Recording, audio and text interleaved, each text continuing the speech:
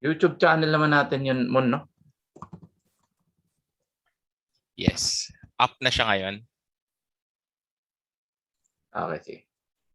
Ano ko lang. YouTube channel naman natin yun, Mon, no? Yep. Yes. Up na siya ngayon. Okay, sige.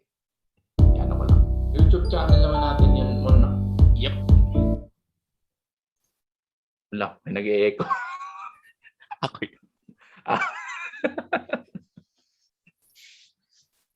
Okay na.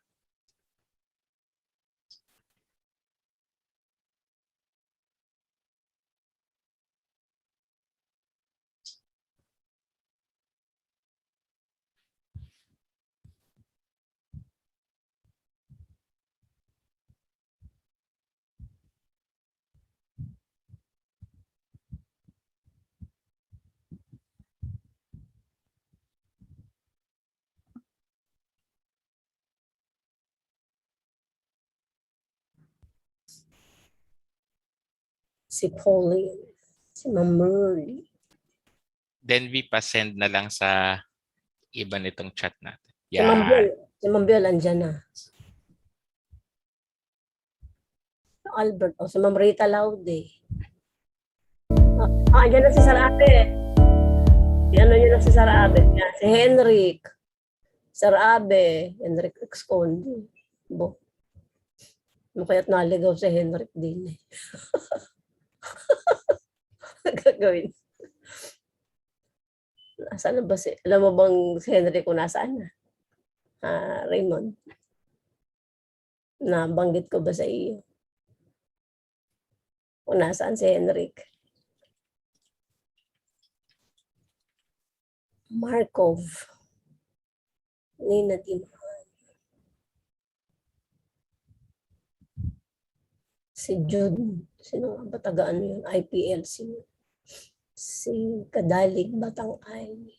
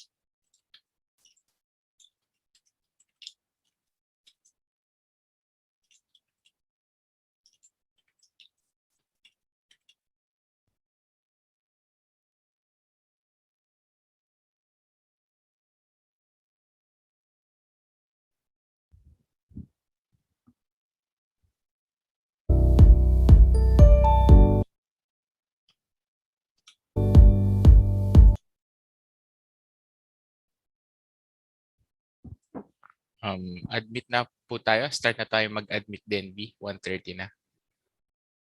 Okay, man. Admit all ko na lang. Sige. Thank you.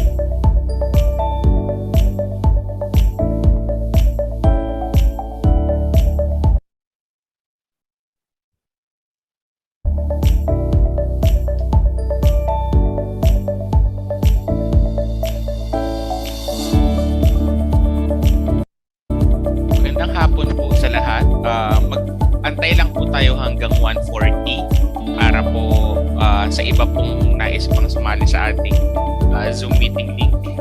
Inuulit po namin na itong third multi-stakeholders consultation ay simultaneously broadcasted via our YouTube channel po ng NCPP Secretariat. Maraming salamat po.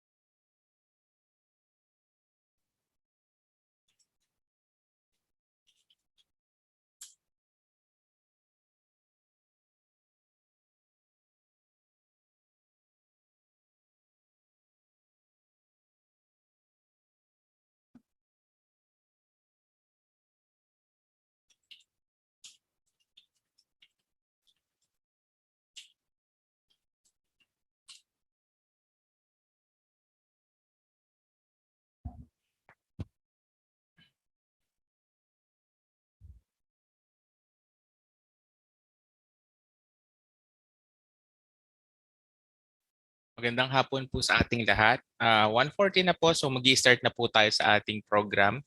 Before we proceed with the stakeholders consultation proper, iniimbitahan po namin kayong lahat na awitin ang pambansang awit ng Pilipinas.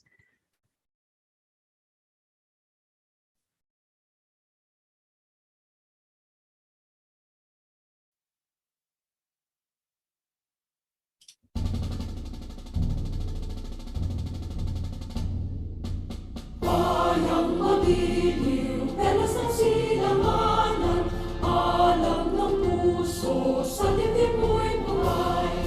Lupang hinirang, duyan ka ng magiging, sa manlulupig, di ka pasisingin, sa dagat at bundok, sa simoy at sa langit mong butaw, may nilagang tula at awit sa paglayang minamahal, ang kisag ng watawat mo'y tagumpay na natitingin, ang bituin at araw niya kailan pa may dinig, lupa ng araw ng walhati pagsinta, buhay ay langit sa piling mo, aming ligaya na pag may mga api, mamamatay ng dahil sa'yo.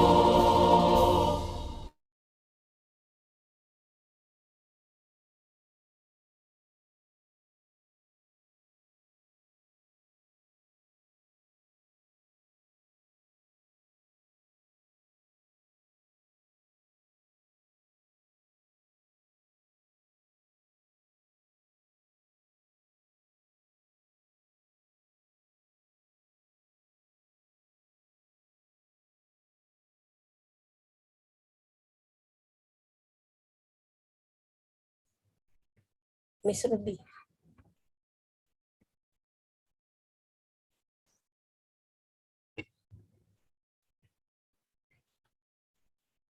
So good afternoon, everyone. I am Ruby Garcia from the NCBP Secretariat. So welcome po again to the third multi-stakeholders consultation on the revised DOST, DA, DNR, DOH, and DILG Joint Department Circular, or the JDC. So we are simultaneously being broadcast in YouTube. So those who cannot join in the Zoom meeting room, so they may participate via YouTube. Members of the Secretariat are monitoring the questions raised both in Zoom and in YouTube. So we hope po for your active participation during the whole consultation, and we encourage everyone to use the chat box feature for your questions and comments. Or you may also use the raise hand button. We will recognize you and unmute your microphones so you can raise your concerns and questions. Also po, some members of the TWG are here to answer questions and clarify or address these concerns and issues. Thank you very much po. I will now give the floor to Mr. Raymond Corona to give the technical presentation, sir. Maraming salamat po, Miss Ruby. Ito na po ang third installment na ating multi-stakeholders consultation for the revised DOST, DADNR, DOH, DILG Joint Department Circular. So yung iba po, yung mga returning attendees po, marahil po narinig nyo na ng ikalawang ulit itong presentation na to at maririnig nyo ulit sa ikatlong pagkakataon. Pero to give consideration sa mga bago po nating attendees at marami-rami po ngayon na first-time attendees ng ating activities, ganito po ang magiging daloy ng ating activity ngayong araw. Magdi-deliver po ako ng presentation on the background on the review of the revised Joint Department Circular, the salient provisions, and then after po ng presentation, magkakaroon po tayo ng open forum or discussion proper na kung saan ang mga audience po natin dito sa Zoom and sa YouTube po ay pwede pong mag-raise ng kanilang questions, comments, suggestions, manifestation regarding the document. So, before po ko i-present yung salient provisions, ay yun po munang timeline of events leading up to the review of the Joint Department Circular. So, as we may know po, yung original Joint Department Circular ay in-implement noong 2016. However, noong 2018, noong August 2018, during the 10th meeting of the NCBP, nagkaroon na po ng proposal from the implementing departments to review the Joint Department Circular. And then for the next 2 meetings po, nakatable po yung discussion to create a technical working group that would lead the review of the 2016 version document ng Joint Department Circular. And then prospective members po were identified. Come May 2019 po, sa bisa po ng DOST Special Order Number 0482, na-create po ang ad hoc technical working group for the review of the Joint Department Circular 1, series of 2016. And from June 2019 to May 2021, nagkaroon po ng en-banc meetings, subgroup meetings, and special meetings with the competent national authorities and other agencies. So napahaba pa nga po itong mga en-banc meetings, subgroup meetings dahil nga po sa hindi inaasahang changes po sa ating pagtakbo ng mga proseso sa kanya-kanyang opisina dahil nga po sa pandemic. So nung June 2021 po, yung final draft nung proposed revised version was circulated among the members of the technical working group for their concurrence. And then nung na-secure po ang concurrence ng mga members, ito pong document na ito ay in-endorse kay DOST Secretary and NCBP Chair Fortunato T. de la Peña, and nagkaroon po tayo ng presentation sa isang special meeting sa mga members ng NCBP nitong document pong ito. And based nga po doon sa meeting na yun, isa pong activity na napagkasunduan is to conduct multi-stakeholders consultation. Kaya po tayo naririto sa hapong ito. And then basis naman po for the review of the Joint Department Circular. So, nito pong ni-review ang Joint Department Circular, there are lots of reasons kung bakit pina-review ng mga competent national authorities itong Joint Department Circular. Una po dito yung ease of doing business law. For applications or requests involving activities which pose danger to public health, public safety, public morals, public policy, and highly technical applications, kung saan po napapaloob yung classification nitong Joint Department Circular, the prescribed processing time shall in no case be longer than 20 working days, or as determined by the government agency or instrumentality concerned, whichever is shorter. Dahil nga po sa pagkakapasa ng batas ng EODB ng 2018, ang proseso po ng pag-secure ng biosafety permit can in no case be longer than 20 working days. However, based on our consultation with the Anti-Red Tape Authority, yung implementing body po ng ease of doing business law, ay maaari pong mag-request yung isang proseso, pwede pong isang proseso ay request para mapahaba ng karagdagang 20 working days po sa lagay po nitong highly technical applications. Subject po ito sa approval syempre ng Anti-Red Tape Authority. Pangalawa, delays in the issuance of biosafety permits.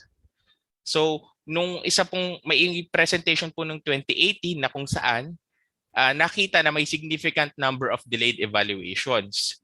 32 applications for direct use are delayed beyond the 85-day working period, ranging from 131 to 745 days. Matatandaan po na sa original version ng Joint Department Circular, 85-day working period po ang nakalaan mula sa pag-receive ng Bureau of Plant Industry ng complete applications hanggang sa pag-i-issue po ng biosafety permit. However, nung May 2018 nga po, nakita na napakaraming delays sa issuance ng permit. Halimbawa na lang po, dun sa mga nakakuha ng permit during that time, yung direct use on average, it takes about 526 days para matapos yung proseso. And for commercial propagation, 380.3 days. And noong panahong yon, meron pa rin mga pending applications na kung saan on average ang isang application na pending for direct use ay nasa 406 days na and running pa yung oras na yon dahil nga hindi pa na-issue yung permit. For propagation, 145 days and for field trial, 670 days. At nakita na isang rason kung bakit nadidelay yung issuance ng biosafety permits ay dahil nga sa delay sa completion na evaluation ng iba't ibang agency or ng experts. Sa lumang Joint Department Circular or sa current, I should say, yung 2016 version po, ang lahat na agency na nakasaad dito except for the DA Biosafety Committee ay mayroong 30 days to accomplish their evaluations. However, sa lagay po kunyari ng BPI PPSSD, 3.6 times delayed yung yung evaluation nila bago matapos on average. So 30 times 3.6, that's around 90 to 100 plus days bago ma-accomplish yung evaluation. Kitang-kita naman nalagpas siya doon sa 30-day working period na nakalaan para sa agency nila.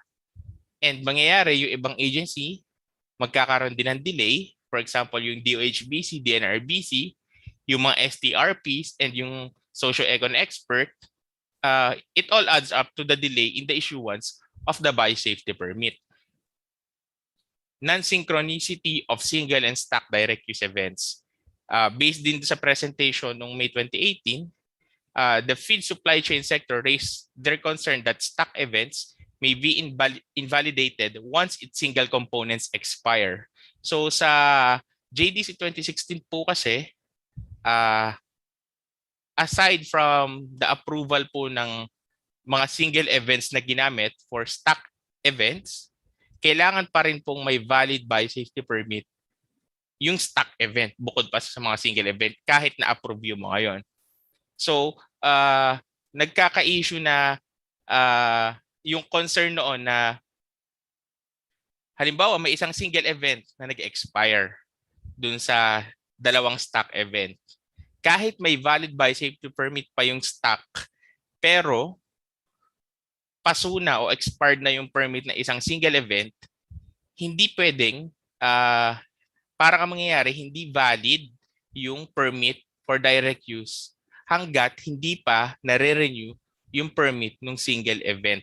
Yung single component, isa sa single component ng stack events. Isa to sa concern. Kaya nga noon, the DA Biosafety Committee supported the case that biosafety permits for stack should remain valid independently from the single's validity. So yung proposed revised version, yung una pong siguro 3 slides dito, papakita lang nito yung outline noong revised Joint Department Circular. Again po, hindi ko po ipipresent yung buong dokumento dito dahil po sa mga notices na pinadala natin sa email, na dun po yung link kung saan pwede nyo po ma-access yung buong dokumento ng revised Joint Department Circular. So of course, sa preambulatory clauses po, carried over po ito from the 2016 version of the Joint Department Circular. And I think it should be highlighted na ito pong Joint Department Circular is the rules and regulations for the research and development, handling and use, transboundary movement, release into the environment, and management of genetically modified plant and plant products derived from the use of modern biotechnology.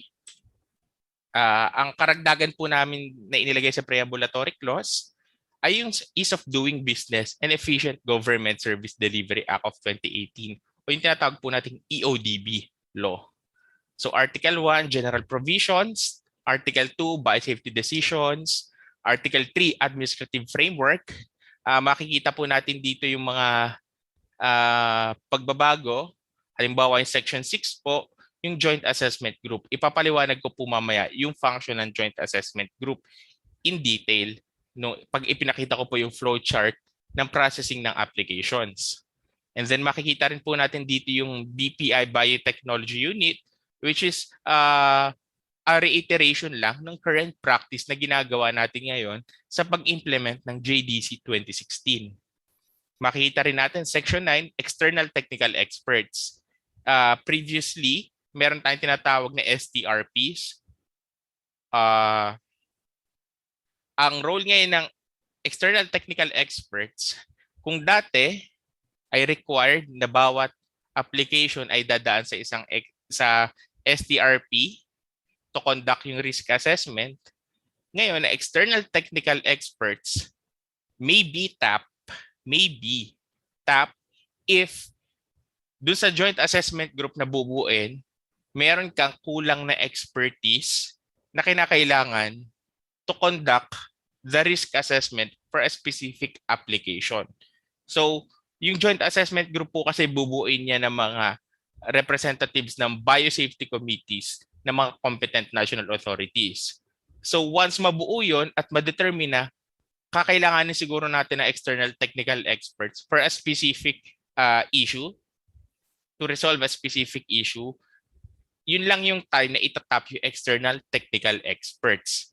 However, yung decision doon sa recommendation na gagawin ng joint assessment group should come from the JAG and not from the external technical experts. Parang mag-guide lamang sila dun sa mga outstanding issues dun sa application na hindi kaya i-resolve nung existing pool of expertise noong joint assessment group.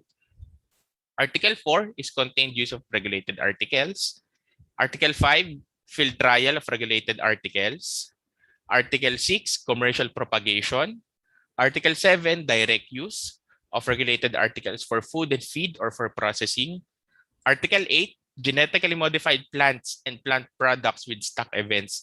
Mamaya po, ipapakita natin yung specific na language nung sa Article 8. Bago po kasi itong article na ito, yung policy po natin on stock events. Article 9 is the importation of regulated articles. These are carried over from the previous Joint Department Circular then. Article 10, miscellaneous provisions. It's worth mentioning dyan yung petition for reconsideration na makikita natin mamaya. Dito sa portion na to. Salient revisions in the DOST, DA, DNR, DOH-DILG Joint Department Circular. Unang-una, yung creation of the Joint Assessment Group. The DA-BPI shall establish a JAG or a Joint Assessment Group composed of qualified representatives or personnel from the concerned departments by safety committees and external technical experts. The JAG shall evaluate applications for field trial, commercial propagation, and direct use to determine whether article does not pose greater risk to human health and the environment compared to its conventional counterpart and make its recommendations to the BPI director. So kung dati-rati, ifa-farm out yung mga dokumento at may kanya-kanya undertaking ng risk assessment ang bawat agencies about by safety committees plus yung STRPs noon, ngayon, isang body na lang yung gagawa ng assessment group. Isahang safety assessment na lamang ang gagawin natin. At yun ay sa pamamagitan ng joint assessment group. Ang output ng grupong ito ay recommendation, isang dokumento na ipapasa sa BPI director to give the technical clarity on the technical aspect of the application, to recommend whether to approve the application or to give a biosafety permit to a specific application. The creation of the joint assessment group is per event or per application rather. So kung may isang pumasok na application, magki-create ka ng joint assessment group para sa isang application na yon. So pag may dumating na panibago, magki-create ka ng panibagong joint assessment group. Next is the BPI Biotech Unit.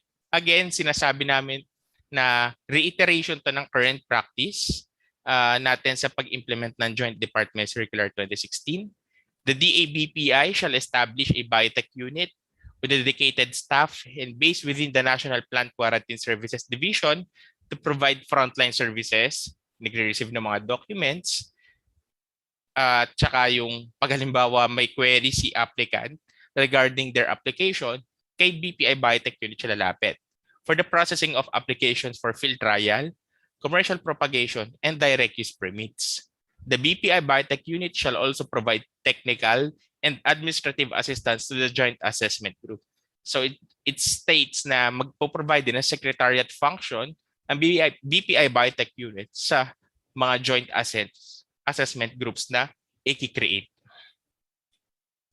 Next, procedural requirements for securing a biosafety permit for field trial, commercial propagation, and direct use. So ito nga yung kanina ko pang binabanggit na ease of doing business law. Nag-create yung technical working group na mechanism na kung saan gagawa yung safety assessment and the public participation within yung naging working time frame ng technical working group is 40 working days.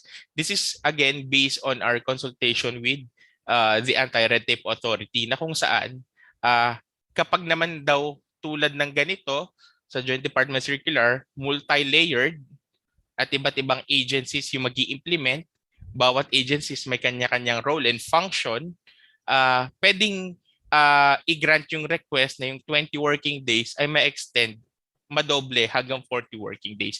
That is the maximum. So may within 40 working days kailangan magkaroon ng desisyon or issuance ng permit ang BPI director sa specific application. Ito nga ay bilang pagsunod sa section ng highly technical applications under the ease of doing business law. At it should be highlighted din na dahil nga sa ease of doing business law, lahat na agencies na nag-i-implement o mag-i-implement nitong revised Joint Department Circular, magiging part ito ng mga citizens charter po. So we have to, the government agencies involved here would have to create yung matrix na nakapost po sa ating mga opisina, naglalagay ng detail kung gaano ba katagal yung specific step ng application at kung sino yung responsible person. Another salient revision is the policy on field trial of regulated articles. So application for permits for regulated articles developed in other countries may be filed directly for a biosafety permit for field trial if the BPI determines that the dataset generated on the field trial conducted and or commercial propagation experience in other countries are applicable to the local setting. Ang binabanggit lamang po nito, ang isang regulated article ay maaring i-apply na directly for field trial kung yung data na gagamitin to support the application na galing sa ibang bansa or sa country of origin, if makita ni Bureau of Plant Industry na okay, itong data set na na-generate doon is applicable sa local setting natin, pwede na yung gamiting supporting document for the field trial of a specific regulated article. So, bakit Bureau of Plant Industry yung magde-determine ng applicability ng dataset? The idea there is that mag-i-issue kasi ng permit is the Bureau of Plant Industry din. So, silang entry point at sila mag-i-issue ng permit. Hence, the decision by the NCBP, the recommendation by the NCBP is for such na BPI din ang magva-validate ng dataset na it can be used for to support your application for field trial permits. Publication of public information sheet for commercial propagation and direct use for FFP or food and feed or for processing. So the applicant shall publish a copy of the approved public information sheet for commercial propagation or direct use in one newspaper of general circulation. Formerly sa JDC 2016 po, 2 newspapers of general circulation ang requirement. The approved PIS shall also be published in the official website of the applicant and the official website of the BPI. So, from dalawa, naging isa na lang, and then nire-require lang si applicant na i-post ito din, yung PIS na approved, sa kanilang official website. The reasoning for this revision is that actually consideration ito sa mga public research institutions. It was pointed out kasi na napakamahal mag-publish sa isang general circulation na newspaper para sa public information sheet. So, given that scenario, newspaper, pwedeng isa na lang, basta general circulation. And given consideration din na almost lahat naman tayo, if not all, is connected to the internet, i-post na lang ito sa official website ng applicant at sa official website ng Bureau of Plant Industry. Na by the way, up naman po yung BPI website on biotechnology applications. So yun po yung kumbaga naging alternative na pinipresent itong revised Joint Department Circular. Validity of biosafety permits for commercial propagation and direct use. So the biosafety permit for commercial propagation and direct use, pinag-isa ko na lang po kasi similar naman po itong dalawang sections, shall be valid unless revoked for any reason set forth for under Section 15J para sa commercial propagation and under 18J para sa direct use as FFP. So ang sinasabi lamang po nito, sa current JDC, yung 2016 version, 5-year validity ang permits, may 5-year validity period ang mga permits natin for propagation and direct use, subject to renewal.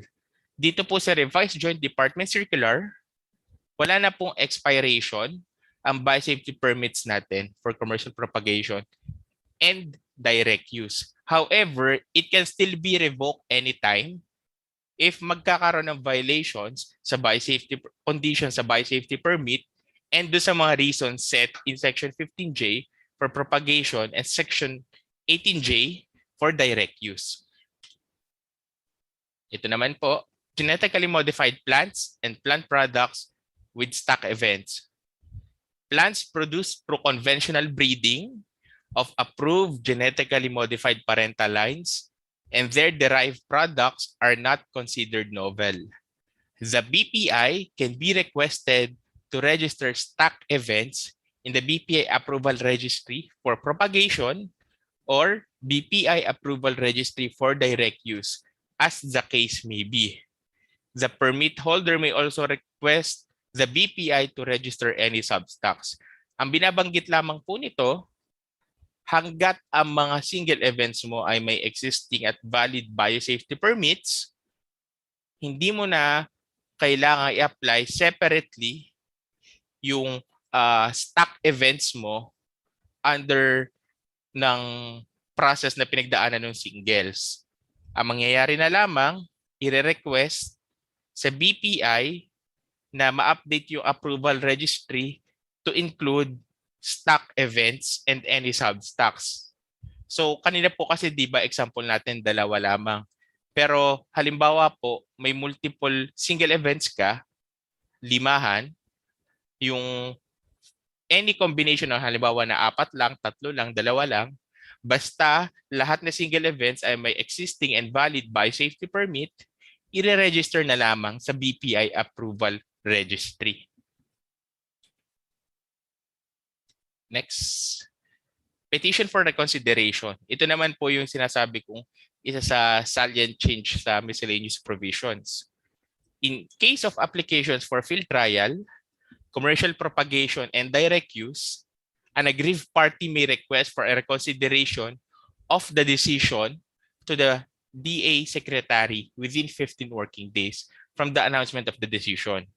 The petition for reconsideration may involve payment of fees to cover the cost of revaluation of the decision made. So ang pinakapagbabago lamang po dito ay yung last sentence. The petition for reconsideration may involve payment of fees. So hindi naman po ito kaiba dahil po based on our discussion din po sa ibang representatives ng DA at sa ibang agency din, kapag nagkakaroon ng reconsideration, petition for reconsideration, may fees na sinisingil, pero that's to cover yung re-evaluation lamang noong decision na gagawin. Next, transitory provision. All existing, original, and renewed biosafety permits for propagation and direct use issued therein shall be valid unless otherwise revoked under conditions set in Section 15J for propagation and 18J for direct use of this new Joint Department Circular. So binabanggit lamang po nito na kung may existing biosafety permit ka po from the approval from the JDC 2016, hindi pa expired, under this transitory provision,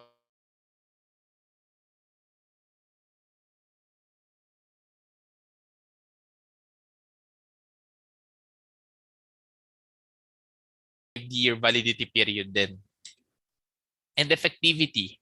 This Joint Department Circular shall take effect 15 days after its publication in 2 newspapers of general circulation.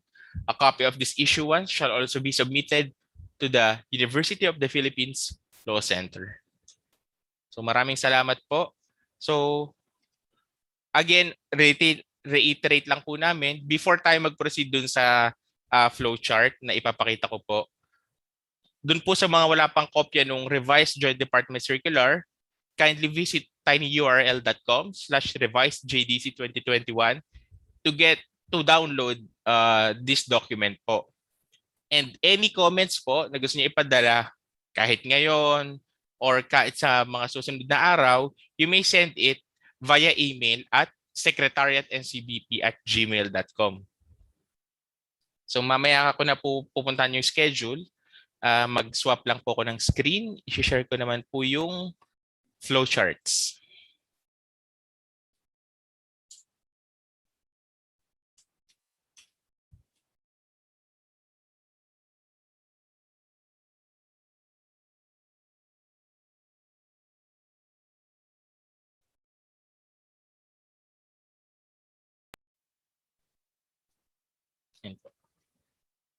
So, ito po muna ipe-present ko. Procedural requirements for securing a biosafety permit for field trial. Yun po kasing commercial propagation and direct use, magkapareho po siya ng proseso. Ito pong iba lamang sa field trial dahil nga po sa kaiba yung public participation mechanism na gagamitin po for field trial. So, may left and right po ito. So, yung nasa left side po, yun po yung public participation mechanism. Yung mag-i-start yung conduct of preparatory meeting between applicant and LCE. So yung sa right side naman po, yung start hanggang dito po sa submission ng report sa BPI Director. Ito po yung technical aspect nung proseso po under the revised Joint Department Circular. Nasa gilid din po yung mga number of days na required para masagawa yung bawat proseso po. Sisimulan ko na po. Magsisimula po syempre ang application kapag po ang isang applicant ay nag-submit ng complete application sa Bureau of Plant Industry. Kapag po kumpleto yung application documents na isinubmit, na doon naman din po sa Joint Department Circular yung listahan ng mga requirements, ifo-forward po ito ng BPI sa competent national authorities by safety committees. So mula sa pag-receive ng complete application, meron silang 3 days to forward the application. At kapag natanggap na ng mga CNAs, yung by safety committees yung applications, ang mangyayari, within 5 working days, sila ay dapat magpadala ng tig-2 representative sa Joint Assessment Group. Sa same 5-day period na yon, ang BPI ay i-invite din ang applicant para sa joint assessment group meeting. Dito ko po sasabihin sa next step kung bakit iniimbitahan. So after 5 days, mag-endorse po ang CNAs. Meron naman po ulit 5 working days ang joint assessment group to convene their first meeting. During the first meeting po, syempre, magkakaroon ng sabayang safety assessment. At the same time po, na doon ang applicant para masagot right there and there yung mga questions or concerns na pwede namang ma-address na agad. Halimbawa, hindi sapat yung first joint assessment group meeting or kinakailangan pa ng oras para masagot yung mga outstanding issues mula sa first joint assessment group meeting, within 5 working days after the first JAG meeting, ay magko-convene ang second JAG meeting. Dito, after the second JAG meeting, kinakailangan na lahat ng safety concerns ay ma-address na. Ito rin yung panahon para sa applicant na kunyari merong concern na hindi na-address during the first JAG meeting, yung 5 working days, yung pagkakataon din nila to actually communicate at maisaayos yung response nila dun sa maaring outstanding query from the first joint assessment group meeting. So, after the joint assessment group meeting, magsisimula na ang pagpe-prepare ng evaluation report. Pwede rin naman ito mangyari na kung nasagot na from the first JAG meeting, diretso na sa preparation ng evaluation report. Sa pagpe-prepare ng evaluation report, meron silang 7 working days time frame to prepare the report, circulate it among their members to check if the report is in order. Siyempre, kung in order na yung report ng joint assessment group, maaari na nilang isubmit ito sa opisina ng BPI director. Bago ko ituloy-tuloy dito, doon nagtatapos yung technical assessment noong field trial under this revised JDC. Isa pang aspeto nitong procedural requirements ay yung public participation na mag-focus naman tayo dito sa left side. So once complete, submitted yung application, magpo-post ng approved public information sheet doon sa locality kung saan mo i-implement ang field trial project mo. So, within 10 working days or 10 working days before mo i-schedule yung public hearing, yun yung allowance para ma-post yung PIS dahil ang nilalaman ng approved PIS din, kalakip nito, ay yung invitation to attend the public hearing. And sa approved PIS din, hinihikayat mo ang mga taga-lokal to submit their comments. After 10 working days, ng pagka-post ng PIS, may dalawa kasing action dyan. Una, magko-convene yung public hearing na kung saan magdi-deliberate yung sanggunian ng local government unit kung saan mo gagawin ang iyong field trial. LGU, it pertains to either city or municipality. And then at the same time, di ba nga may mga comments, may mga public comments na makukuha ka from the posting ng PIS. Isa-summarize kasi yon dahil maaring gamitin rin siya sa deliberation ng LGU sanggunian. Maaring hingin yung public comments kung ano ba ang nilalaman nito. And then, yung documentation ng issues and concerns from the posting ng PIS, yung sanggunian approval or disapproval through a resolution para pinapayagang mag-conduct ng field trial sa kanilang locality, yung applicant, lahat ng yon isasubmit kay BPI Director. So, ganito ang mangyayari. After nung public hearing, within 10 working days, kailangan ma-issue ang resolution. And then, after nung issuance na yon, within 5 working days, yung resolution plus yung summaries of issues and concerns ay isasubmit kay BPI Director. So, babalik tayo sa side na ito. Sa hapag ni BPI Director ngayon, na doon yung endorsement ng Joint Assessment Group, na doon yung LGU resolution, na doon din yung compilation ng comments from the public mula doon sa posting ng public information sheet. From these 3 documents, the BPI Director is given 3 working days to issue a decision on the application. Kung approved, i-issuean ng biosafety permit for field trial ang applicant. At kapag nag-grant na ang biosafety permit at ipopost din ito sa websites ng Bureau of Plant Industry, dito magtatapos yung proseso. From start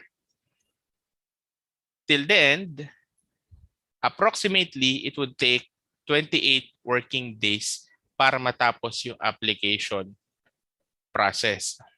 Ganon din sa commercial propagation and sa direct use.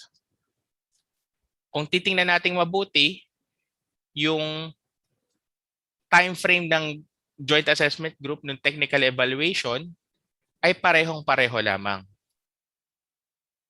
Ang kaiba lang dito sa commercial propagation and sa direct use ay yung public participation mechanism. Halimbawa dito sa commercial propagation and direct use, once complete yung application document, magpo-post ka na ng approved public information sheet. Yun nga yung binabanggit na one newspaper in general circulation sa official website nila and sa website ng BPI. Pati na rin sa website ng NCBP. The public is given 10 working days to provide their comments from the time na na-publish yung PIS sa website at sa general newspapers. After 10 working days, public comments will be consolidated and will be summarized. And kapag meron dong actionable query or kinakailangan ng response ng applicant, within 2 working days, kailangan masagot yun ng applicant. And then, after, again, 2 working days, itong document na ito, yung consolidation ng public comments and responses from the applicant if ever meron, ay isasubmit sa BPI Director. Ganun ulit, sa hapag ng BPI Director, merong endorsement from the Joint Assessment Group at yung consolidation ng public comments. Wala pong resolution from the LGU. Yun lamang po yung kaibahan nung field trial sa commercial propagation and direct use. Sa hapag po ng BPI Director ulit, given those 2 documents, he or she is given 3 working days to make a decision on the application. At kapag po ulit na issue ang biosafety permit or hindi in-issue yung biosafety permit, no yung decision, doon po magtatapos yung application process, which again would total ulit sa 28 working days. So yun po yung mechanism natin ng processing ng application for a biosafety permit for field trial, commercial propagation. Hindi ko na po ulitin yung direct use kasi kapareho lang po siya sa commercial propagation. It would take 28 working days. Pasok po ito doon sa maaaring 40 days working period po na ipagkakaloob ng Anti-Red Tape Authority sa pag-implement po ng Joint Department Circular. Stop share po.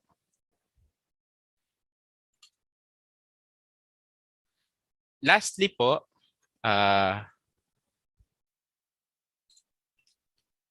balik po tayo sa slide presentation. Yung schedule naman po ng next activities. Actually, this third multi-stakeholder consultation is the last, kumbaga ganitong format po ng meeting. However, hanggang August 31, 2021, maaari pong mag-submit ng comments on the revised JDC via email at secretariat@ncbp@gmail.com. Katulad po ng mga natanggap natin mula sa first at sa second multi-stakeholders consultation, at kami po ay nagpapasalamat sa lahat ng nagbibigay ng oras to provide their comments and suggestions on the revised JDC. Hanggang August 31 po ay pwede po kayong mag-submit. And then, on September 7, 2021, yung response po sa mga comments and clarifications will be posted sa ating official website ng NCBP. So, nandito po yung link sa inyong mga screen. Maaari nyo pong i-screenshot. Kung ma-miss nyo naman po, maaari po kayong mag-email sa amin or mag-chat sa any members po ng NCBP Secretariat sa chat box natin ngayon para po direktang ma-chat sa inyo yung mga credentials na kinakailangan po. So, yun po ang end ng aking slide presentation. Maraming salamat po.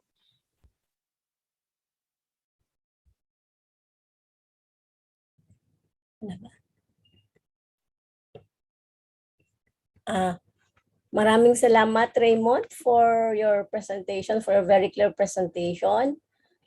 Magandang hapon po sa lahat at welcome po sa ating third stakeholders consultation on the proposed revision on the Joint Department Circular number 1. So ako po si Malu Agbagala from the NCBP Secretariat, and katulad po nung ginawa natin during the first and second consultation, all your questions or comments, if you have any questions or comments, you can text them in the chat box, or you can also use the raise hand icon in the control panel if you want to indicate that you have a question or concern. And there are actually for today's consultation, some members of the TWG and the Secretariat will try to address some concerns, issues, and questions, or they may be discussed or deliberated later on by the TWG. And like we said before, all your questions, all the responses to your questions and comments will be posted po at the NCBP website for everyone to see. So we can proceed na po with the questions and answers. So I'm checking the I'm checking the chat box, and there are actually 2 questions already from YouTube. First question is from Ms. Telma Soriano. The question is if ever there will be several applications to be evaluated at the same time, can the JAG that was created for that particular time conduct risk assessment of those applications? In my understanding po, Ms. Soriano, the JAG will accommodate all applications and will do risk assessment. Siguro po magkakaroon lang tayo ng scheduling so that the JAG can accommodate all those applications po. So thank you, Ms. Telma, for your question. Another question is from Jenny Panopio. Will the permit conditions be retained for those with existing valid biosafety permits, or will those permit conditions will be revised based on the new guidance as provided in the amended JDC? My understanding po, Ms. Panopio, is that the conditions in the permit will be reviewed and may be revised if necessary. So, yun po yung aking understanding on the Secretariat. Another question from Ms. June Kadalig Batangay. Would it be possible to share the presentation? Sige po, as per request po, we can share the presentation po for those interested. Again, I have no more questions in the chat box. So questions please, if you have any concerns or reactions, comments, you may raise your questions or comments po.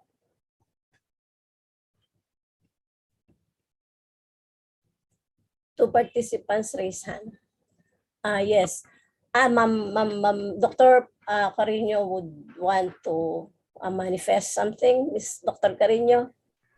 Yeah, clarification lang. No? When you have multiple applications, you're going to have multiple JAGs. Okay. So each JAG will be responsible for each application. Kasi it's too much to ask a JAG in a meeting to review 4 or 5 applications at the same time. So for each application, there will be a JAG. There may be some commonalities with respect to the members of the JAG. It so happens that that member is willing to do more than one. Pero that will be an independent JAG. So there will be several JAGs depending on the number of applications. Thank you, Dr. Carino. So Miss June Kadalig Batangay, also raise your hand. Can you unmute her, please? Okay. Good afternoon po. Just to clarify po, based on the scheduled activities for the next activities. So we have here a deadline for the submission of comments, and the next would be the posting of responses. Will there not be a consultation like this for the members of the NCBP to present the revised GDC based on the comments received? Thank you po. Yes, thank you, Miss June. Actually, the plan is after all the responses or all of the questions and all the responses to the questions and comments will be incorporated in the revised JAG, and then this will be presented to the NCBP again for review of the NCBP members for finalization. So this will again be presented to the NCBP for review. The revised JAG, the finalized revision, the final revision.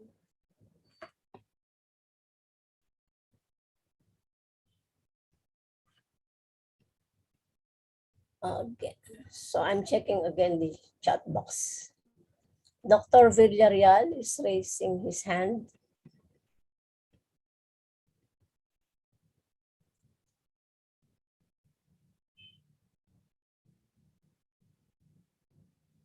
Can we unmute Dr. Villarreal? Is he? I can see if he's raising. I'm asking Dr. Villarreal to unmute po. Yes, ma'am. Dr. Villarreal, you can unmute yourself po. You can unmute po. Sir. Okay. Yes. Ayan, unmute na. Okay na po.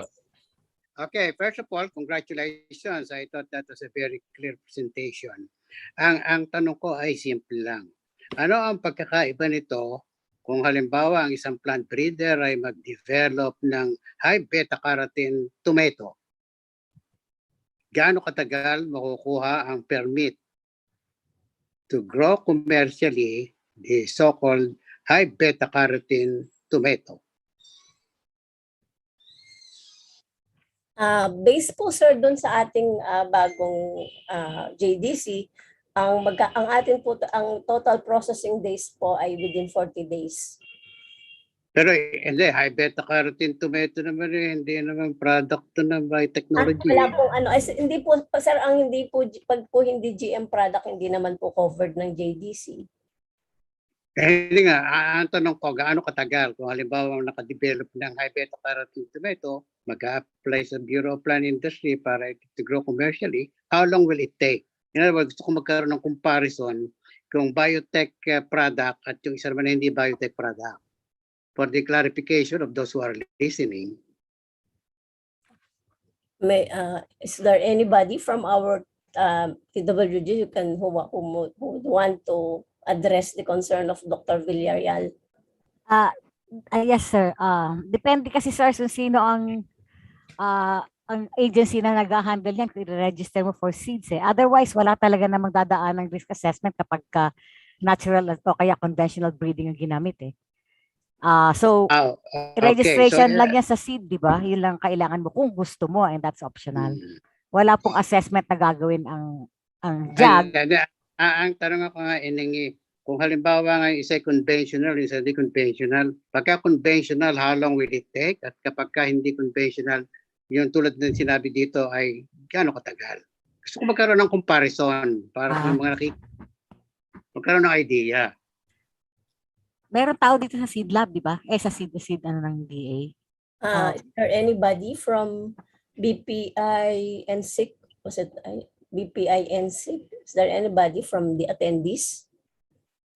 Because we are not actually familiar with the process on registration. Kung wala yung taga-DA, pagkakaintindi ko, kasi tinanong ko din yan noon eh.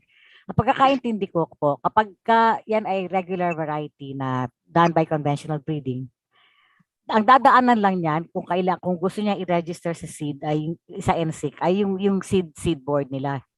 Tapos kapag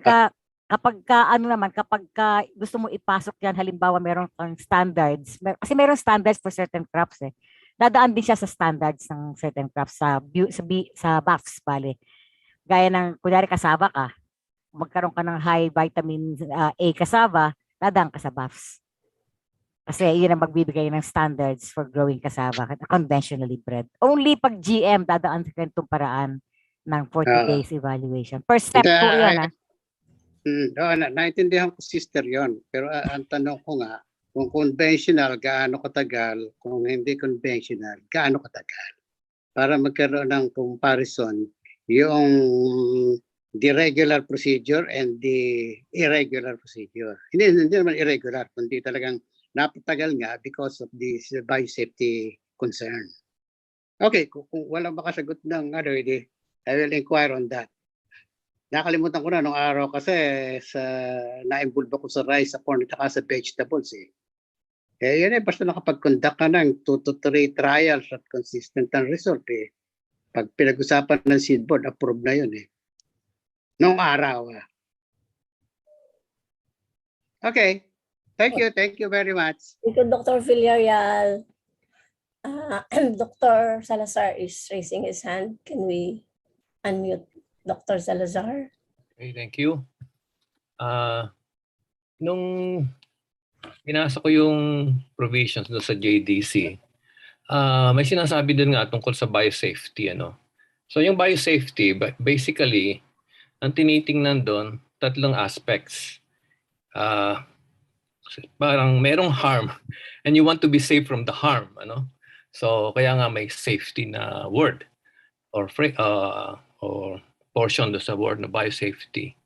Safety in terms of biodiversity. Another one is health, and another one is environment. No. Okay. In the case of corn,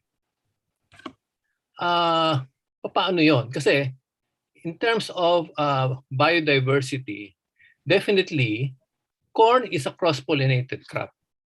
It's at least 95% cross-pollinated. And so once you introduce a new variety, whether it's GMO or not, it will definitely interpollinate with the surrounding plants.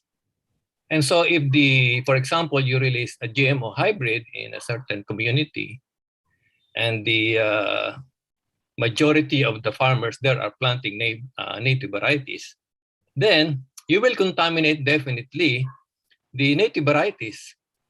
And therefore, the biodiversity is jeopardized. So, will that not, how will that address the issue of biodiversity as an issue in biosafety? And then the others like health and environment, actually it was included in our email. I think Roger Navarro has forwarded that email. Yes. regarding those 3 points. Another one is on health. Because you said that the past biosafeties are considered valid, without, if there's no question. Then how about the health? I really haven't come across a local study evaluation by BPI regarding health. So there was no clinical study about the safety of this. I'm referring to corona. Although there are some studies in other countries, there's none here. So probably they just got it from other countries. I'm particularly interested in this issue of the herbicide. We all know that Monsanto lost a lot of money because of the court cases in the US, wherein it was found that the herbicide, the very herbicide that we are using here, is carcinogenic. So what is the status now regarding that? And as well, and then into the environment regarding erosion. Personally, I have come across some, in the past, some LGUs outlawing the use of herbicide-resistant varieties because it's contributing a lot to soil erosion and landslide.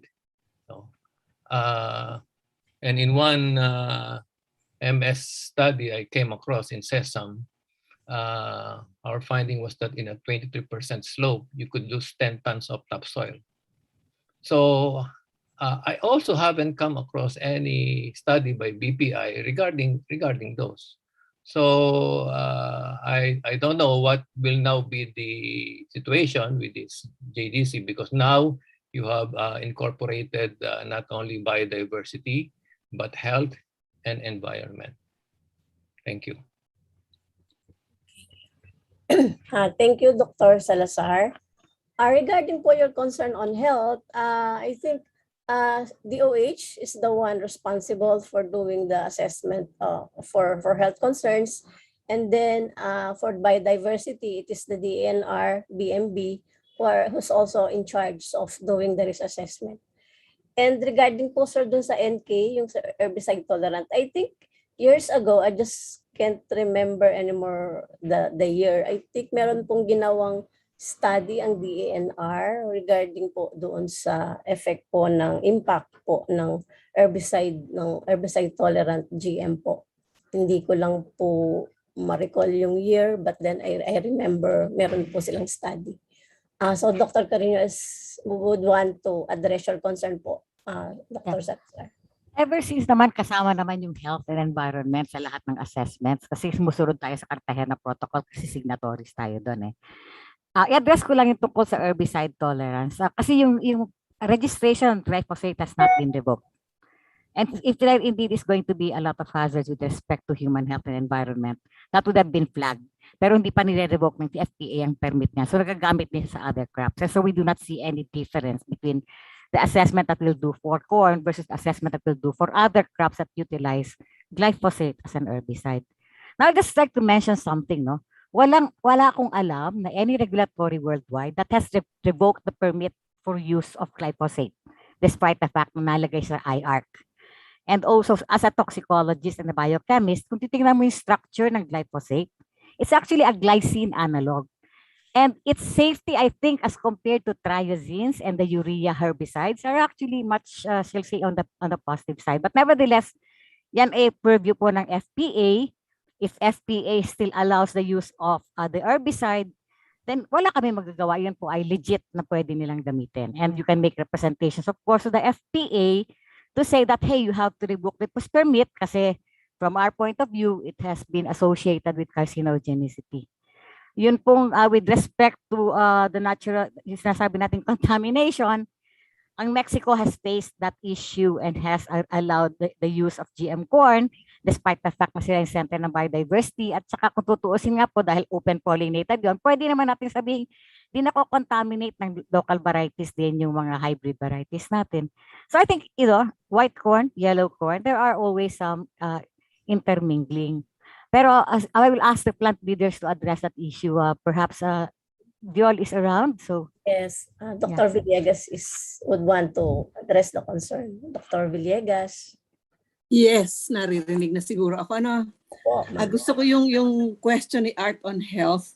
When BPI or when our regulators assess safety, the basis is comparison between the GM and non-GM.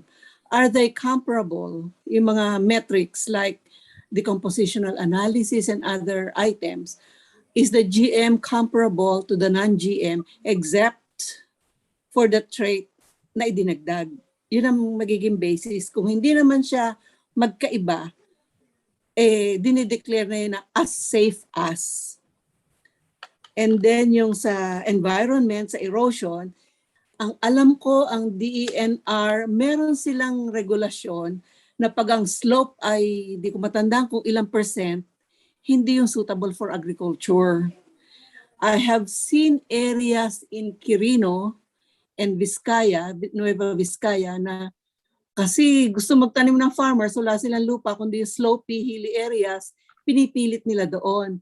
Dinidefine nila yung advice sa kanila. And then, ano pa isa, biodiversity na address na ni Bubut. Sa akin kasi, kung mag-uusap yung dalawang magkapitbahay, ayaw ma-cross-pollinate yung sa isa, di pwede sila mag-usap na, pare, mauna ka magtanim para yung flowering times natin ay hindi magkasabay. Yun ang aking mga comments. Thank you, Dr. Villegas. Dun po sa query ni Dr. Villarreal before, meron po ditong nag-respond. He is from N6, si Mr. Diego po. So, ang sabi po ni Mr. Diego, just want to answer a question previously raised. Registration period with N6 depends on the crop being applied. And usually for rice and corn, it takes about 2 years or so. And then GM varieties that are essentially derived from existing NSIC registered varieties may take less time to be registered with NSIC. And then GM varieties from scratch will take the usual length. So for GM, that excludes prerequisite trials, that is biosafety trials, which are not covered by NSIC. So yun po. Thank you po, Mr. Diego, for your response to that query. So I'm checking again the chat box. There is a follow-up question from Miss June. Again, she wants to know if after the revised JDC has been presented to the NCBP, will it again undergo a stakeholders consultation? So that actually depende po sa magiging decision ng NCBP kung mag-undergo pa po ng stakeholders consultation, pero baka po, hindi ko lang po pero this is what we're actually doing now, stakeholders consultation. So we're trying to accommodate all your concerns, all the questions para po mai-incorporate na po or ma-revise na po according or if the deliberation or if the decision is to adapt or not adapt certain suggestions or comments po. And then from YouTube naman, from Dr. Gabi Romero, what are the measures to avoid recurrent queries that had been settled, addressed, or proven to be irrelevant or based on recanted record literature? Dr. Romero, we're trying to accommodate all questions po, but then we can just mention that that particular concern has already been addressed. So again, another question from Mr. Hill Penuliar. Is there post-monitoring after the biosafety permit has been issued? And how will the agency concerned identify violations that may necessitate revocation of the biosafety permit issued.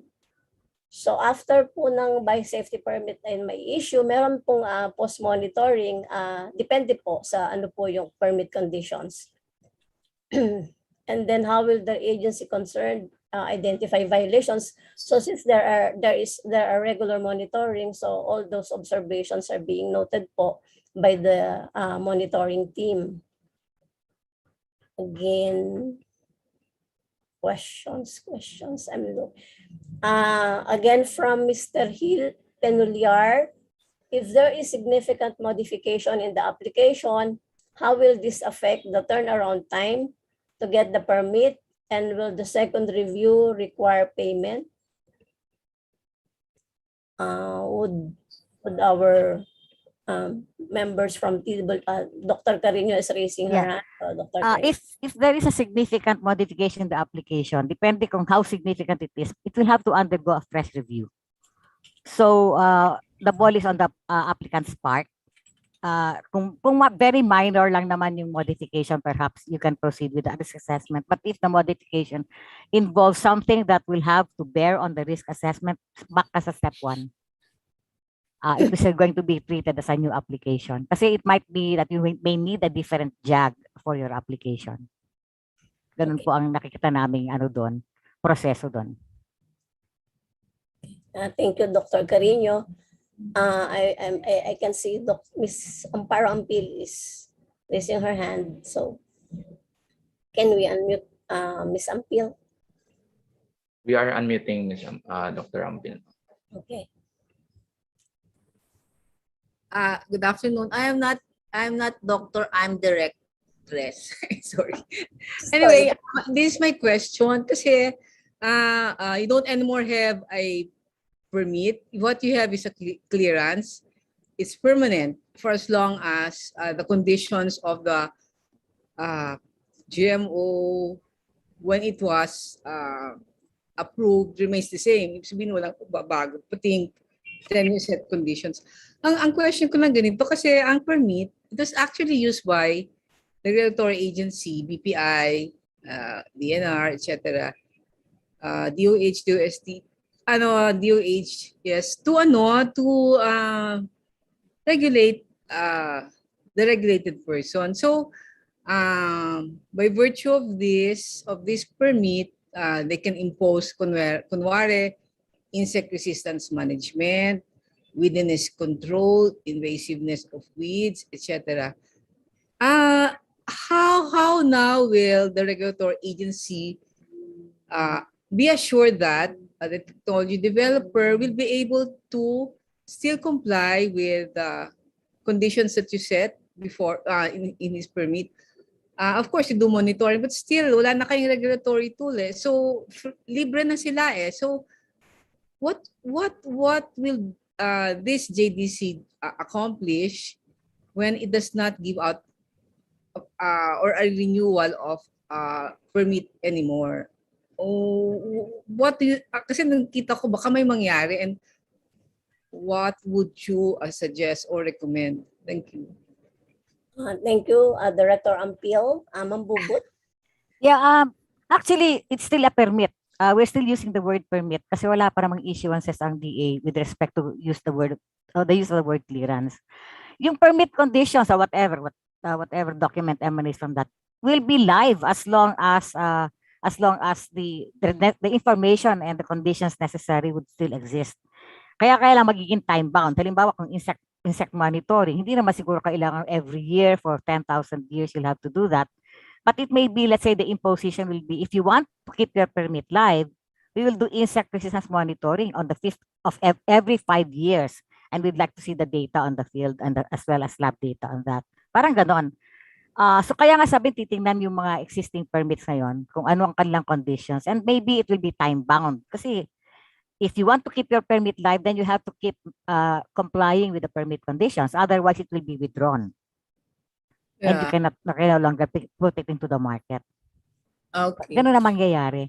So, hindi kasi hindi naman pwedeng forever ang iyong conditions kung na-address na yung hypothesis that is trying to be, that's being asked by the conditions imposed. Ganun lang naman yun.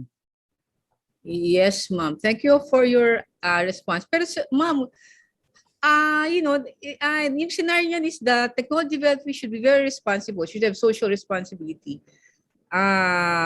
One more thing, ma'am, wala na nga regulated person. So the moment you give him a permit, bahala na siya dapat. Bahala na siya sa product stewardship, ganyan. Iniisip ko, there must still be, a measure that will help him, control, things that he's not supposed to do. Well, earlier I said, I suggested that, ma'am, you were part of the negotiating the liability protocol. Don't you think that it's just proper that these technology developers be granted a liability provision in their permit? Because I think that's also an answer. Because, ma'am, nakakatakot rin ho yan eh. If you ask other people, they would want some, monitoring of course, pero magagawa naman yun ng BPI. But they want some assurance then na, this person is responsible, that we can rely on him and her, so that his product will not inflict any damage to the environment. Ganyan. There will be no loss of biodiversity. There will be less erosion. There will be less, yung mga, lalo na sa soil, ma'am, yung mga degradation, ganyan, yung mga drought, I don't know, drought because probably of the water, etc. That's what people are worried about, particularly, ma'am, sa soil, sa environment. Of course, impact niya sa genetic resources kasi pag nagkaroon ka ng loss of biodiversity, this will have a bad effect, possible negative effect on genetic resources, which are the cornerstone for the, for the development of new varieties or breeds, kasi they contain, especially yung mga kaya nga yung mga protected areas, importante, yung DNRs always says na bawal dito ang GMOs kasi actually yung mga traditional varieties, mga indigenous varieties or land races na yan, they're actually the source of genes. And so my question is, we must, the BPI or DA or DOH, DOST, DNR, must ensure na hindi mangyayari ito, lalo na sa environment. I think that's one of really their concerns. Yung sa product ay sa food, well, may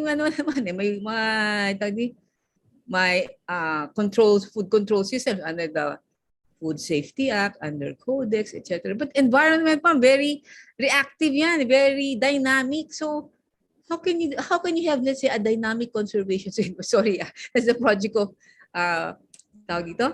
bar. So how do you maintain the dynamism of the soil when in fact you're introducing a GM plant that may have harm on the, the arthropods there, what they call it association with biodiversity, earthworms, microorganisms, etc., and the water.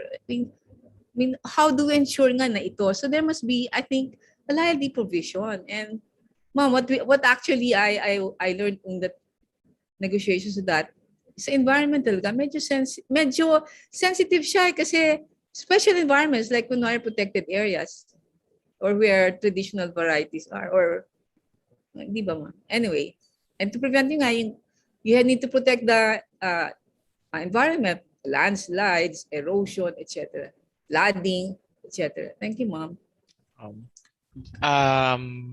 Ma'am Alu, may I intervene? I would like to address that muna, yung question lang ni Charo. Itong JDC is a joint activity na ginagawa ng mga agencies with the different mandates, and there's a section on they have to comply with the other requirements. Hindi lang ito ay with respect lang to the introduction of the crop. And I mentioned, Charo, you are part of the negotiating panel. Hindi mo yan negotiate. And ang nangyari, ang negotiations natin in country ang mangyayari. So they will follow the liability rules in the country that crop has been introduced. Basta nag-comply yung nag-apply with the informed consent ng country na receiving it. So I think, as part of the negotiating panel, hindi ako nag-negotiate ng liability. But, wala akong nakitang any document na nagsasabi ng liability is expressly given ng lahat ng mga risk assessment documents na ginagawa internationally. Kasi yon ay nakabest doon sa agency na nagbibigay ng permit kasi meron din silang policies na ginagawa. And that can always be total internal kasi DA, that can always be worked into the DA permit on other avenues, sa other requirements. Kasi bakit natin i-commit ang DNR pagka dapat may problema lang ng DA and vice versa? DNR's concern is environment, they will address that. And that is going to be accomplished by the regular horizontal scanning as well as periodic review of literature of what happens in other parts of the world. But no agency can take care of conjectural effects. Kailangan talaga merong basis na this triggers off a new assessment. Kaya nga ginagawa natin, the permit can be withdrawn kapag may nakitang it will cause harm to the environment. And that's a safeguard. And after that, the DA's mechanisms will work to run after the liability. DA po ang in charge doon kasi siya ang nag-issue ng permit. Thank you. Okay po. Mamalu, intervene lang po ako since meron pong 4 na nag-raise na hands. Ito po yung naging order.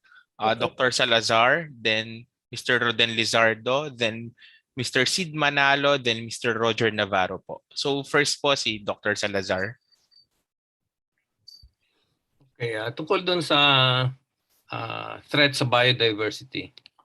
I'm leading a program called SeaGuard, Corn Germ Plasm Utilization through Advanced R&D, which aims to use the native varieties of corn in developing better varieties based on native varieties and exhibiting resistance to naturally occurring biotic and abiotic stresses. We now have something like 3,500 plus collection from all over the country. Okay, and we found in all of the stresses that we worked on, we found some, We found some, tell it and we have it. Downy mildew, corn borer, drought, acid tolerance, salinity, we have it. And we have only explored about a third or even less of the collection. One of our problems that when we were about to start the population improvement, population development work, there are a lot of GMOs. Even though the materials were collected from way up, up the mountains, you still see GMOs. That's why I raised the issue of biosafety in terms of threat to biodiversity. Actually, it has affected the biodiversity, and you cannot really tell your neighbors to do not plant or plant later or plant earlier. It's impossible to do that. So what has happened and will continue to happen is that there will be further contamination as more farmers are using GMOs. And actually, PhilMace is not against GMOs. For me, my concern is on the use of native varieties for better variety to develop varieties, even though open pollinated, that are higher yielding. Because we were even able to prove that from a native variety which yields less than 1 ton per hectare, you could get 5. And it's now being tested in the national cooperative testing. So we have something in our native varieties. So that's why I was concerned about that issue of contaminating the native varieties. Anyway, it's a simple genetics. We could purify it, but the issue is who is contaminating the GMOs or the native varieties. But because corn is a cross-pollinated crop, really things could go here and there. So I would say that the issue of biodiversity really is a given already. It will really affect the native varieties. And if you are a GMO planter, you will always buy, because being a hybrid, to get the same yield and performance, you have to buy. So you do not have to worry about your crop contaminated, because anyway, you will sell it and have it processed in the mill. So actually, the more problematic is the native farmers they're planting it for their own use, and it has been affected by the neighboring fields. Thank you. Thank you very much, Dr. Salazar. Next is Mr. Roden Lizardo. Hello, good afternoon. So my question is more on this joint assessment group. So it was mentioned a while ago na from being STRPs, it will only be optional for the joint assessment group to tap the expertise of external experts when they see fit. So I would like to ask if they are to tap the external expert during the review process, which is around 10 or 15 days, yung technical review. So pag pumasok si external expert, doon lang niya makikita yung files and then yung application form, and only then he or she can participate doon sa assessment. Am I right? Tama po ba yun?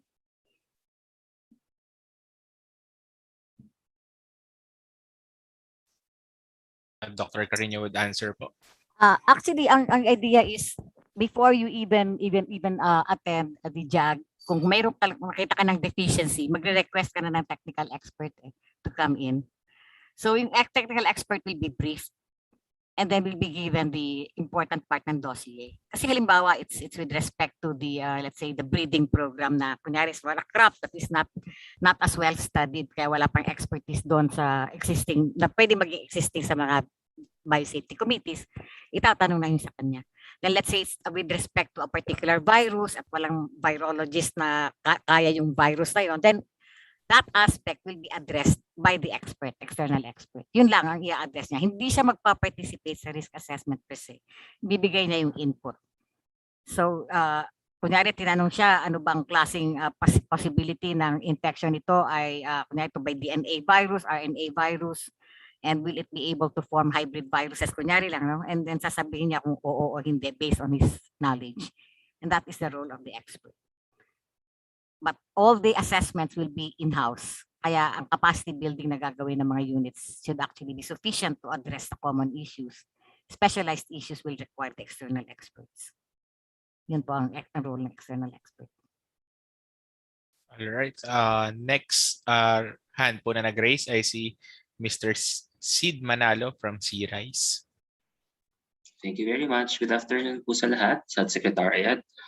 This is much more of a comment rather than a question. Na-raise ko na rin to sa previous na consultation meeting, but I just like to emphasize specifically on the public consultation part of the JDC revisions. As you can see, dun sa commercialization and then FFP, it provides 60 days for the comments for other stakeholders to provide comments. So yung previous na 60 days is reduced to 10 days. So napakalaking change noon and opportunity sana to be able to provide and to create comments na mag-transpire na based on scientific evidence among many others. So we just like to have the technical working group to appreciate, for example, na yung nature ng other organizations and other stakeholders involved here are different from bureaucratic organizations, for example, and companies who can issue comments very fast.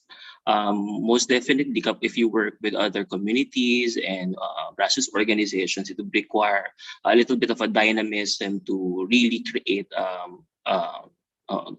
comment na would be helpful for the decision. So we would like to implore na i-consider yon and i-extend yung, kasi from 60 to 10, that's a huge jump. We know that it's following ease of business law, but also there is a provision on that law na you can make exemptions on it, and it's dependent on your decision kung how many days would you require. So imbis na case-to-case basis, as we have raised before, baka pwedeng gawin siyang envelope na yung buong proseso. Just for us not to lose that public consultation thing. Kasi hindi siya man sa pwedeng i-sacrifice because of you want to make things faster.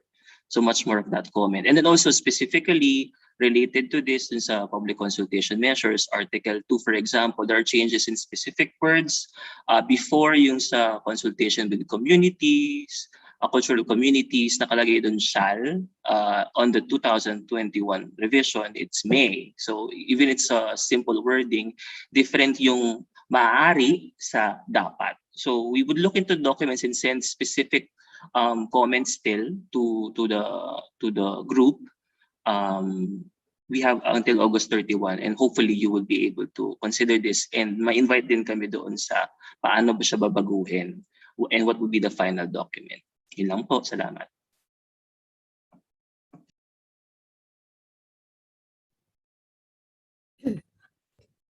Thank you, Mr. Manalo. Wait, sorry, sino yung next to? Si Mr. Roger Navarro po. Kanina naka-raise ng hands. I'm asking him to unmute po.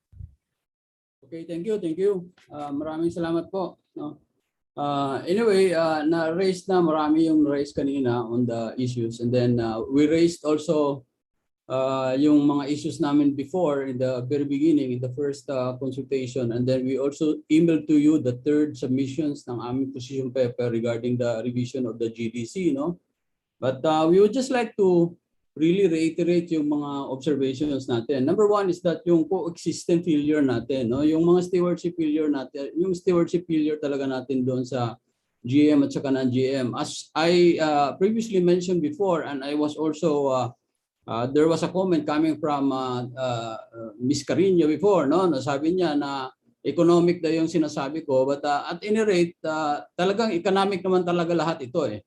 Whether you like it or not, these are all economic, no? So ang amin lang is that ang market segment kasi sa non-GM mayroon talaga at saka mayroon ding GM syempre. Pero kung na-contaminate na siya kasi may contamination failure na nga, eh kawawa yung non-GM po, no? So ano yung kanina mayroong nagsabi na ano yung indemnification or compensation as part of the stewardship kasi this is a failure on the stewardship in the premise ng coexistence, no? Kasi hindi talaga siya. He is creating or the GM is creating irreversible damage towards the biodiversity, towards our land race, which we are going to take our sources for genes, no? For example, sabi ni Dr. Salazar kanina that in their collections of genes, no, in the parplang areas, eh meron na rin talaga. Ibig sabihin talaga nasa malayo na yung kasi ang sabi nila eh 90-95% cross-pollinated yan. So dinadala sa hangin yan. So in other words, hindi mo papigil yan, nadala sa hangin eh.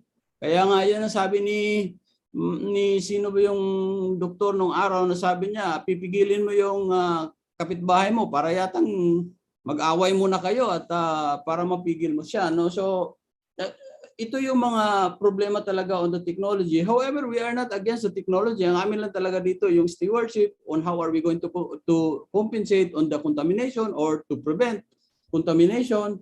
And then on the regulations po, kasi yung observation ng Picard the last time in the study is that there is no organic expertise on the regulation. So in other words, you are still going to hire experts from other fields. And we do not know those experts have biases because they are involved in the multinational or in the seed technology developer, no? So it can create instead of a balanced idea, it can create a biased idea, no, towards kung saan siya pwedeng mag-bend, no? So kaya kailangan natin talaga dito i-harmonize yung ating mga acts together. Ang akin lang is that this, for example, GDC revision would probably make some remedial measures as to how are you going to indemnify or commensurate or compensate yung mga ganitong nangyayari, no, in the field. Kasi talagang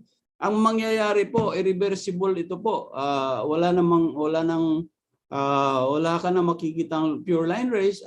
Talagang lahat na po contaminated kasi nga po 95% siya cross-pollinated. Hindi naman siya katulad ng rice siguro po kasi self-pollinated yun, no? So sinasabi nga namin sa mga standby, sabi nila kung meron ka palang kapitbahay na Amerikano tapos yung asawa mo pala ay hindi Amerikano tapos na cross-pollinate siya na hindi naman siya nasamahin, nagkaanak ka na ng Amerikano, ibig sabihin sa kanya na yon.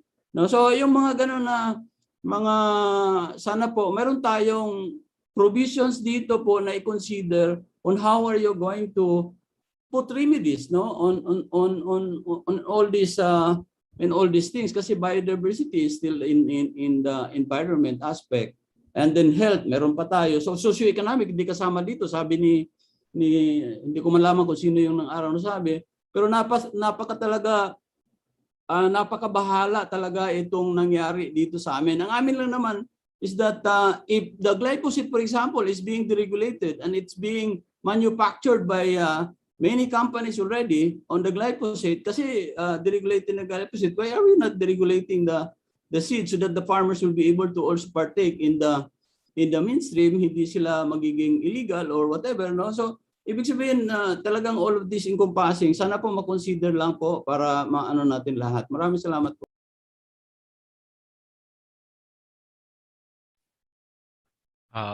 Si Dr. Carino, is that a response to Dr. Navarro and then Dr. Desautea? Yes, okay, I will just unmute. Yes, paparatingin na po sa DA, nasa purview po ng DA yung mga aspetong sinasabi nyo. Hindi po yan parang hindi kasama yan sa tawag natin sa mga responsibilities ng other CNAs. Kasi nga tandaan natin itong JDC assumes responsibilities also for the other CNAs. And syempre, yung talagang purview ng DA is agriculture. So yung pinag-mention po ninyo ay topic na dapat ina-address ng DA among its resources. Kaya yung permit holder is under the DA's purview. Hindi po kasama yung other agencies na nagbigay ng permit, although they may impose certain conditions based on their own mandates doon sa isang article natin na sinasabi that approval or that the biosafety permit given does not exempt the applicant from complying with other requirements by the agencies na labas sa conditions ng JDC. Kaya yung mga concerns po ninyo with respect to the economics, with respect to the other aspects ay nandun sa ibang agencies. Kaya hindi natin pwedeng i-commit halimbawa ang DENR sa purview naman na talaga trabaho naman ng DA. Hindi rin natin pwedeng i-commit ang Department of Health doon sa mga areas na dapat DA ang nagbabantay. Kaya yung sasabi yung liabilities and all, DA po yun kasi they are the ones issuing the permit. Kaya kasi ito ay yung the ones kasi nito you are committing the other agencies, and actually ang participation ng other agencies would only be with respect to the risk assessment na tiningnan nila based on their mandates. At pag meron kita sila na outside naman doon sa biosafety pero inside naman sa other mandates ng kanilang units, doon sila mag-i-evaluate at mag-i-impose ng conditions outside the permit issued by the DA. Ganun lang po ang separation kasi otherwise you will not be able to get the wholesome participation of the other agencies kasi bakit sila magko-commit at trabaho ng DA ito? To be quite frank, ganun po ang takbo nitong JDC. Kaya yung inilalagay dito ay yung papayag yung ibang agencies na kasama kami sa nag-a-approve. So yung may issue po ang DA, sa DA po ang pupuntahan nun. Kaya nga hiniwalay namin yung permitting action doon sa risk assessment. Kasi risk assessment involved ay multiple agency. Pagdating doon sa actual conditions of the permit, ay DA na. Monitoring, lahat ng agencies nagmamonitor sa literature. Pero ang major monitoring on the ground is DA pa rin kasi inapprove niya ang pagbibigay ng permit. Ganun lang po yun. So kung may issues po na talagang DA lang ang may purview, sa DA lang po dapat ang bagsak. Salamat po. Okay po. In consideration po sa time, si Dr. Desautea po muna yung bibigyan natin ng unmute function. Magandang hapon po sa lahat. Mag-comment lang po ako as a geneticist at saka plant breeder doon sa discussion kanina na yung tungkol sa gawin nating halimbawa kasi ito yung binigay na halimbawa yung tungkol sa mais kasi dahil cross-pollinated siya dahil sa GM ay anong tawag dito threat siya sa magkakaroon ng threat sa biodiversity. So, ang exact na meaning noon kasi kalimitan po wala pa akong lahat almost halos ng nasa dito sa Pilipinas na GM products ng mais ay modified po sa isa o dalawang characters lang. O kumbaga, yung genes na naandon sa GM, yung lahat ng ibang genes, mais genes. Plus nilagyan noong isang gene na yun yung naging dahilan para siya maging GM. Ngayon, ang sabi kanina, dahil GM siya na may isa siyang gene, magiging threat siya sa biodiversity. Para po kasing hindi ko maintindihan yon kasi hindi naman po dahil sa isang gene, halimbawa yung tinigib, pag nilagyan po ba yon ng BT, hindi na po ba siya mukhang tinigib? Kasi sa plant breed, wala din po yung pag-iiba na nung dinala po yung mga foreign varieties na hindi GM, when we were doing the hybrid programs, bakit hindi po siya naging issue? Foreign din po at hindi yung tinigib genes ang nandoon. So parang ang nagkakaroon po ng kaisipan na pagka nilagyan ng isang GM na gene, ay nagiging yun ang GM na yon, yung dati. Hindi po ganun. Kaya makakakita ko po kayo na iba-ibang klaseng varieties na tinitinda ng iba-ibang companies, puro mais ho yan. Pero iba-iba po yung kanilang genetic background. So ibig sabihin, yung diversity po ng mais, dahil dun sa isang gene, ay hindi po na erode. Ngayon, ang issue is ano ang ibig sabihin, kasi sa risk assessment po, isa sa tinitingnan, meron bang harm na in terms of magiging ba siyang invasive, mapapaltan ba niya dahil dun sa fitness, yung kakayahan ng gene na inilagay mo. Iba po yung mapapaltan siya kasi gustong itanim ng marami. At talagang, yung kinusa na gusto niya talagang naandun yung gene. Kaya pinadami niya. Ibang uspin po yon kasi yun po ay choice. Pero yung pong threat to biodiversity because of one gene, kasama po yan sa risk assessment. Kasi po, tinitingnan po yung invasive nature ng gene, yung fitness niya, kakayanan niya, na papalitan ba niya? Talaga bang magiging isang klase lang? Ang tingin po naman ko ngayon, napakarami pong iba-ibang klaseng mais pa rin. So, kaya po parang yung mawawala yung genetic diversity ng mais dahil nag-introduce tayo isa o dalawang genes na hindi, na merong kaukulang dahilan bakit natin inilalagay. So ngayon po, so parang yung from the perspective of genetics, yung pong genetic background, just because you put one gene, is not going to make all mais the same. Kaya yun po yung minsang kasi parang ang dating po ay magiging GMO lahat. So, yung nga, magiging GMO, magkakaroon ng trait ng GMO, pero magiging pare-pareho sila at wala silang biodiversity from perspective of genetics, hindi po yung tama nakausapan. Ngayon, naghahanap po kayo ng remedy. Sige, ang dami-dami ng GM, kahit sa katuk-tuk-tuktukan na ng mga bundok, nakakarating yung GM o BT gene in particular, kasi yun po yung sabing nadidetect. Yun po ang maganda sa GM. Nadidetect nyo po kung ano yung gene. Kaya po, remedy, marami po tayong magaling na plant breeder. Madali pong i-breed out ang isa o dalawang genes. Kung ayaw nyo na yung inyong tinigib ay may BT, tanggalin nyo. Kaya po yan ng breeder. Kahit po selection lang, matatanggal nyo po yan. At marirestore nyo yung tinigib nyo na walang BT. Kaya po yung issue niyan, hindi ko po siya maintindihan na bakit po siya magiging issue at bakit mawawalan ng karapatan na magtanim ng non-GM. Marami po tayong magaling na breeders. Kaya po yung i-breed out kasi ang GM po, single, 2 genes, hindi po yan complex traits. Madali po yung tanggalin kung talagang gusto na tanggalin. Mahirap po siyang tanggalin kung talagang gustong itanim. Yun po ang problema. Siguro. Hindi. Kaya yung remedyo po, meron po yung remedyo. The other remedy is, natutuwa po ako dun sa trabaho ni Dr. Salazar, which is of course kasama ko po sa plant breeding, na nagko-conserve po sila, nagko-collect po sila continuously.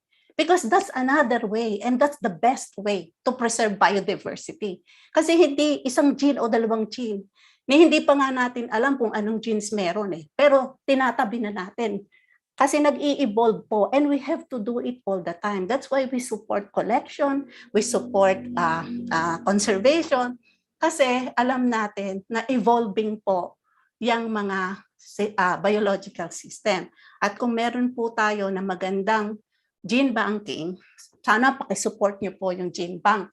Kasi po, doon natin maiisagawa na sa panahon na merong ibang challenge, doon po natin inilalabas at hinahanap yung mga, sabi natin, naturally occurring defense.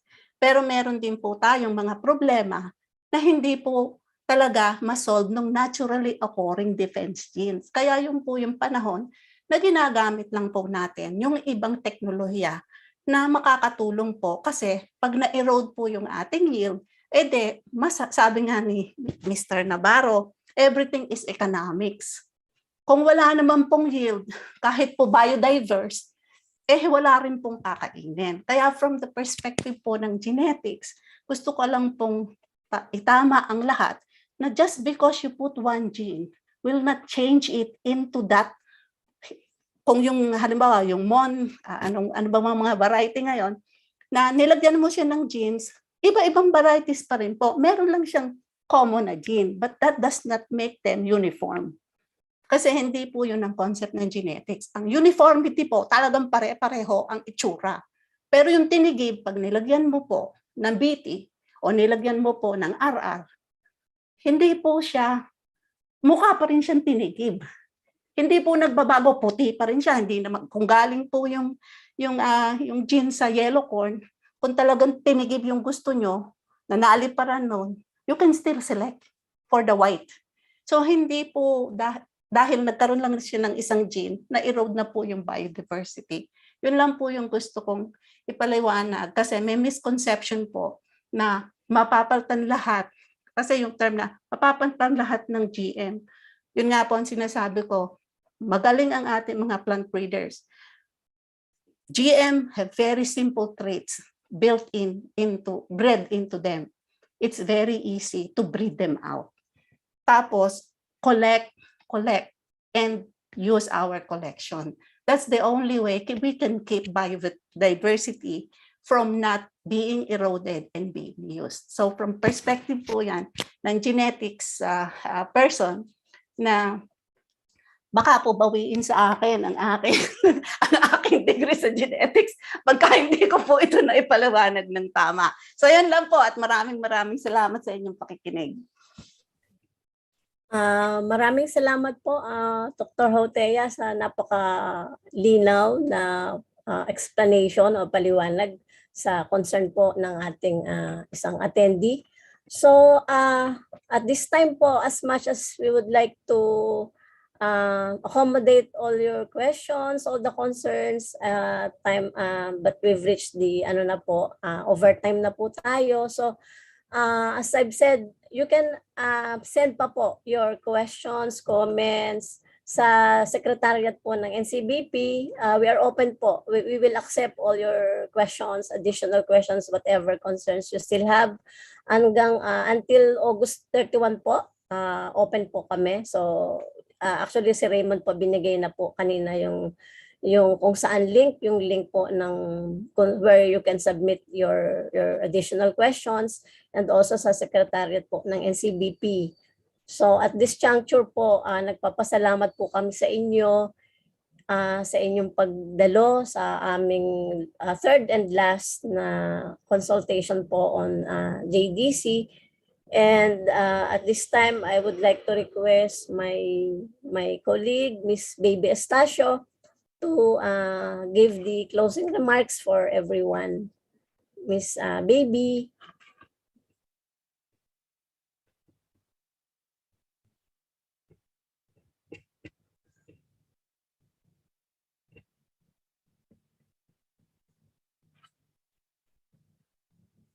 Baby? Baby, are you there? Wala po yata. Nagkaroon po yata ng problema ang ating kasama na si Baby Estacio. So, on I'm here. behalf, yeah, Baby. Okay. Yeah, it's just that earlier I cannot unmute. No. Now we come to the last part of the program, and we just concluded the third of series of consultations on the revised Joint Department Circular, wherein the Secretariat presented the modified provisions of the 2016 document, taking into consideration the challenges encountered by the regulatory agencies in handling applications from field trial up to commercialization. These changes also takes into account the current laws, not only the ease of doing business, but other issuances as well. While the document provides for a streamlined process in handling applications, it does not in any way compromise the quality and integrity of the risk assessment process in particular, and the decision-making process in general. We would like to assure everyone that public participation and awareness raising continues to be a very important component in our regulatory process. So I tried to summarize some of the concerns raised during the three multi-sectoral consultations, and some of these were some of the questions pertains to the doability and practicality of the shortened duration by which applications can be decided upon. One particular question was raised, or the comment was raised, on the public consultation process, which was shortened from 60 days to 10 days. Also, some of the issues were on the institutional arrangements, the mechanisms for cooperation among the CNAs, the non-inclusion of the regulation process, the lack of which some believe will place the technology developers' events perpetually under regulation. Others said that the revision is a step in the right direction, enhancing the predictability and efficiency of the decision-making process. Although some of the concerns raised were not in any way relevant to the biosafety, as these are best addressed by the concerned departments, particularly the Department of Agriculture, like the use of herbicides and its impact on biodiversity, the issue of alleged contamination of other varieties, the question on the health impacts, monitoring, post-monitoring measures to determine compliance with the permit conditions. And I see that most of these questions or concerns were addressed adequately during this afternoon sessions. As previously mentioned by Raymond and Malu, all these concerns will be consolidated and will be referred to the working group, and responses to questions or concerns will be uploaded in the NCBP website, I think by September 7. So with that, on behalf of the NCBP Chair, the NCBP Secretariat, the Chair and Co-Chairs of the Technical Working Group, we fully appreciate your active participation in this afternoon's discussions. With that, we would like to thank you. Thank you, everyone. Enjoy the rest of the day. Keep safe and stay well. Thank you very much. Bye.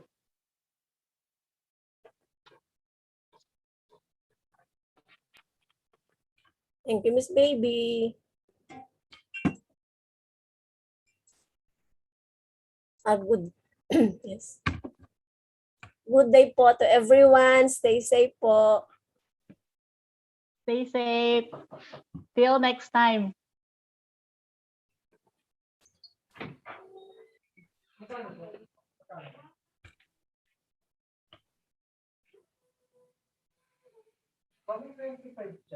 Bye, Dr. Villarreal.